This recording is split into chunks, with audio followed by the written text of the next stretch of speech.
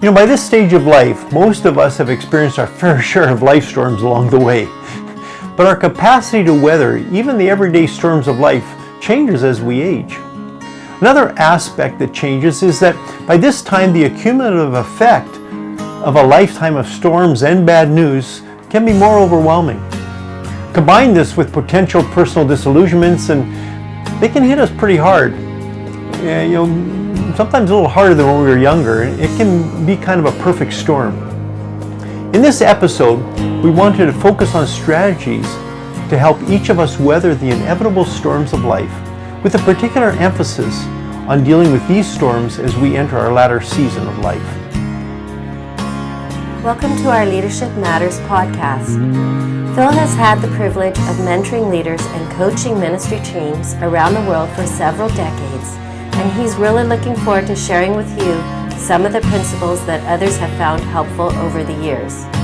To access all of our podcasts as well as our leadership resources, just click the links in the description box or go to icmcanada.org/leadershipmatters. If you want a copy of this complete study, just click on the link to download it. Now let's join Phil for this episode.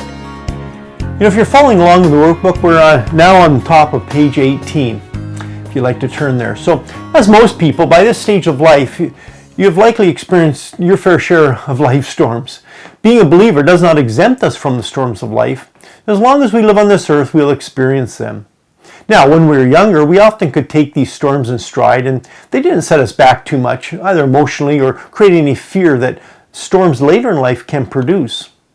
When we were younger, we were driven by our dreams and future anticipation of God's plan in our life. Yet as we age, we can feel more vulnerable.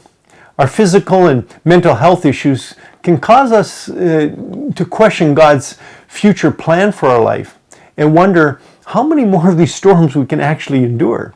Perhaps storms that we took as mere challenges in our younger years may now seem more existential, like threatening our very lives. Kind of reminds me of the story of the disciples crossing the Sea of Galilee with Jesus in Mark 4. It might be important to remember that these were seasoned sailors, or at least most of them were. In any case, I'm sure it wasn't their first storm. Yet this storm was so intense, Mark says, that they feared for their very lives. Of course, the context is that they had just spent a day ministering to the crowds, which is why Jesus suggested that they take the boat to the other side of the lake for some rest. As we know, he also was tired and he fell asleep in the boat. Now, Mark records that the storm kind of seemed to come out of nowhere, just kind of like many of the storms in our own lives. When these storms come, if we have not been in daily connection with Jesus, it is also easy to join these early disciples in wondering if Jesus really cares. And if the storm gets bad enough and prolonged enough, even the best of us can give way to fear and despair. So what do we do when we lose hope? The hope that we'll get to the other side. At the beginning of the journey, Jesus had said to the disciples, let's go to the other side. That was the intention. The destination was not in question. Just like our destination is not in question. But when life takes a turn we did not expect, we can begin to question if we'll actually make it. Storms do not mean that we're not in God's will, of course. After all, they were in the boat with Jesus, but experienced the kind of fear only those who have been in real life-threatening storms can relate to. When these storms came out of nowhere, it can cause us to lose hope that we'll actually finish the race set before us. Remember Paul's shipwreck on the way to Rome. Things looked pretty bleak in the middle of that shipwreck. During those times, it's easy to forget that He's promised us His peace in the midst of the storm. Jesus tells us, peace I leave you, my peace I give you. I do not give you as the world gives. Do not let your hearts be troubled and do not be afraid. As we saw in the previous episode, if we have not kept our spiritual wells free of debris, these storms can hit us even harder. Like the disciples, we can question His love and His care for us, and even His ability and interest to help us through the storm. Storms that we may have laughed at in the past or seen as merely a challenge or an adventure in our younger years now they have the potential even to capsize our boat. When the storms of life inevitably hit us, they reveal what we have built our foundation on. In the disciples' case, it was fear rather than faith in Jesus. He asked them, "Where's your faith?" Jesus promised to take them and us to the other side, but he has not promised that there won't be a few storms along the way. He has promised, though, to be with us in the storm and to give us his peace along the way. Now, while we don't know the future, as we maintain a hope that God still has a plan for our lives, we can finish with faith that he will take us through any storm that we may encounter. So how about you? What storms are you currently dealing with? Even though you know Jesus, are there areas that you fear or have a lack of trust in God's undertaking in the situation? And how has this affected you at this stage of your life?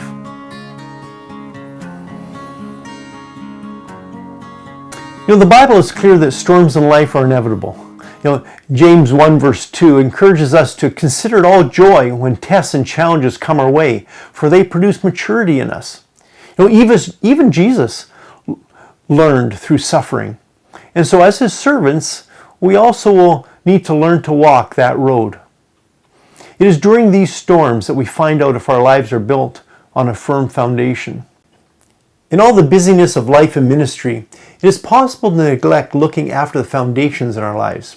It usually happens little by little, not all at once. But without the right foundation, we cannot build the courage, hope, and perseverance and the stability that we need for when the storm hits us. When we were younger, perhaps we were able to, weather some storms with sheer willpower and even our own fortitude, fulfilling our vision, maybe even with our own wisdom. But for most of us, at some point, a perfect storm will come along that will shake us to our very foundations. In addition, as we age, we face storms we never thought would affect us. At those times, Paul encourages us to not lose heart. He says, "Though you're outwardly wasting away, yet inwardly we are being renewed day by day. For our light and momentary troubles are achieving for us an eternal glory that far outweighs them all."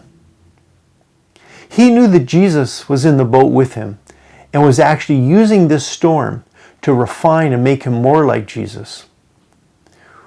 We are actually not to be surprised by the storm, are we? As with the first disciples, he was wanting us to grow in our faith in him through the storm. It is these times that make us into the person that can better love God and serve others. Now, I don't know about you, but I've learned much more through suffering than any of my successes. Now, it might be a good time now to pause and consider, are you spending time in prayer? And are there areas of foundation in your life that maybe have shown some cracks or some areas where you need to realign to get back to trusting God the way you used to? Have you tried to avoid suffering in your life or have you embraced it as a gift from God? Have you consistently put your faith and reliance on God? To view or listen to any of Phil's other podcast series, visit icm.org/Leadership Matters. His Mentoring Intelligence series discusses issues of servant leadership and how to leave a legacy by investing in others. Other series include a study of how to develop and manage multicultural teams, a series to strengthen your marriage, the first team, as well as a discussion of how to implement the equipping gifts in a local church.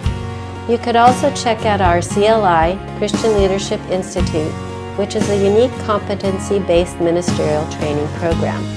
To download any of our resources associated with these series, visit our library of materials at icm.org/resources.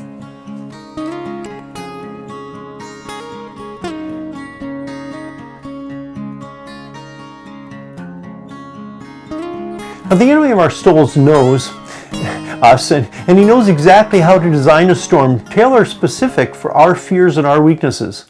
He knows what buttons to push in our lives and what is closest to our heart.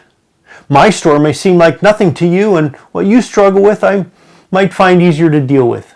But whatever our storm, if we lose hope that God still has a purpose in our lives, then we'll question whether we'll be able to navigate the storm. We will not be sure that we'll make it to the other side as Jesus promised. It's during those times that we need to go back and redig any spiritual wells of living water, so to speak, that we may have neglected. We see the degree of fear we experience in a storm, right? The degree of fear that we experience will be an indication of how much confidence we actually have in God and His continued purposes in our lives. These storms have a way of showing us these areas in our lives that we have never really given to God, or perhaps have struggled with on and off throughout our lives. Fear is the opposite of faith. And so our fear indicates an area we do not fully trust God and His character. Job dealt with his dinty. In his dark valley, he says something that's pretty telling about his thought life. He says, "What I feared has come upon me, and what I dreaded has happened to me. I have no peace, no quietness. I have no rest, but only turmoil." Pretty bleak. Before we're too hard though on Job, though, we might want to remember that we also have likely thought this at times. This is in contrast to Paul's admonishment, which has really become a favorite of mine during dark times, when he says, "Do not be anxious about anything, but in every situation, by prayer and petition, with thanksgiving, present your requests to God. And the peace of God, which transcends all understanding, will guard your hearts and your minds in Christ Jesus." God's peace is available in the storm. But to have His peace, we need to be connected to Him, connected to the vine, so that we can receive from Him. I'm sure you have had times of experiencing His peace, even when the storms are raging around you. But these storms point out our need of God. When things are going well, we can get lulled into thinking we can live life in our own strength, with our own experience and wisdom.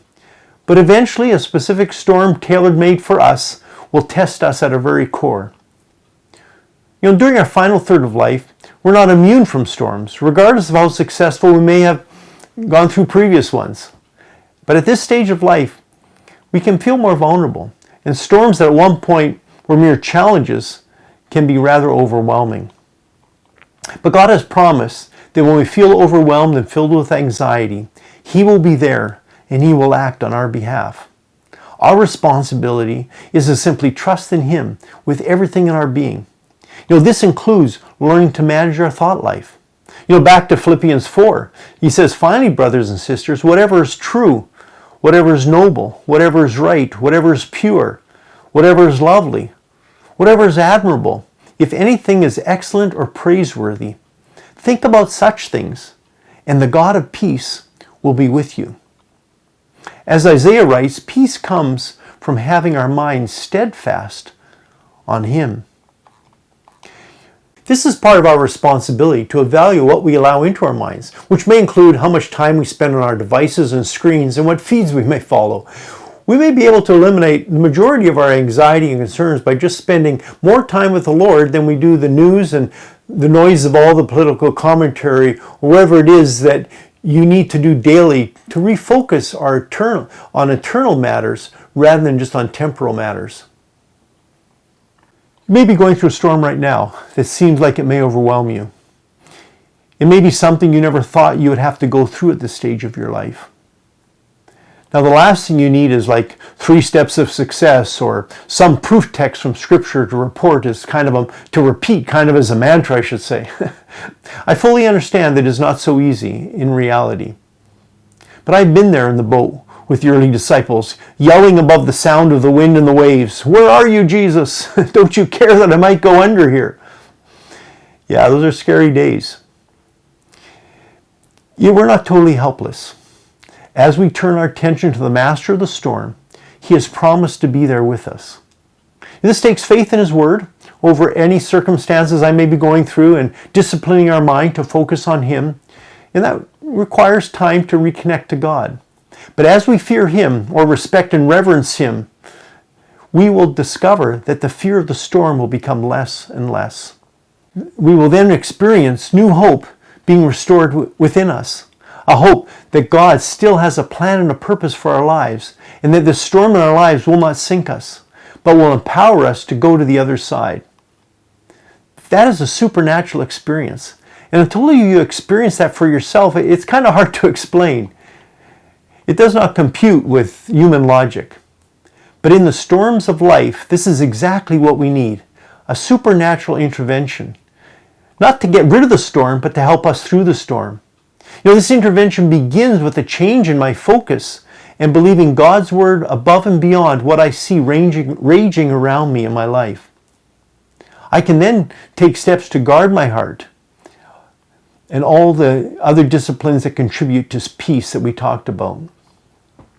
Even our later stages of life, we'll have storms, and even though we've gone through many of them in the past, they may seem more intense during the season of life. But rest assured, God is still with you, and He still has a plan and a purpose for your life. Don't believe any lies to the contrary. It may not happen overnight, but if you're consistently changing your focus and switching from relying on yourself to relying on Jesus, you will experience His supernatural peace. So as we conclude our episode, here are a few things to think about. If you're in the midst of a storm that seems overwhelming, meditate on Scripture and spend time with the Lord to give Him your fears and allow His peace to speak to your storm. Longer term, determine which of your spiritual wells have been silted up and need redigging. The next time we want to continue discussing some of the challenges we face during this stage of life. Our goal is to redig some wells so that in the second half of our series we can rediscover the purpose that God has for our lives. Only then will we finish our race successfully. As always, I hope you'll be able to join me. Thank you for listening to Leadership Matters. If this has been helpful, please remember to like, subscribe, and share us. Doing this will enable others to benefit from this material as well. And remember, if you would like to have your own copy of this study, just click on the link in the description box, and for any of our other leadership resources, go to our website, icmcanada.org/resources.